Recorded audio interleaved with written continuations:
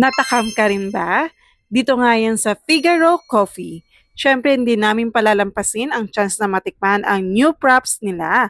Kaya habang naghihintay, umorder na rin kami ng dinner. At syempre, hindi mawawala ang pasta. Masarap, comforting, at perfect pang para sa malamig na inumin. Bonus pa, mabait at mabilis ang mga staff nila dito. Ito ang new props ng Figaro Coffee. The Matcha Green Tea Series para sa mga matcha lovers. Sakto lang ang timpla, hindi sobrang pait pero malasa. 9/10 for me. Next is the salted caramel cookie crumble, balancing the sweetness and saltiness with the real cookie goodness. Magugustuhan din to ng mga kids. And last, the strawberry filled forever. Lasa talaga ang strawberry at perfect ang tamis. 10/10. Buti pa sa Figaro Coffee. May forever sa sarap. At syempre, hindi mawawala ang desserts, lalo na ang mouth-watering cakes nila na perfect pang ender ng meal. Sa Figaro, ambience pa lang, panalo na. Sulit pa sa sarap ng mga foods, kaya visit na sa pinakamalapit na Figaro Coffee at subukan na ang kanilang new props. Promise, hindi ka magsisisi, masarap at sulit pa!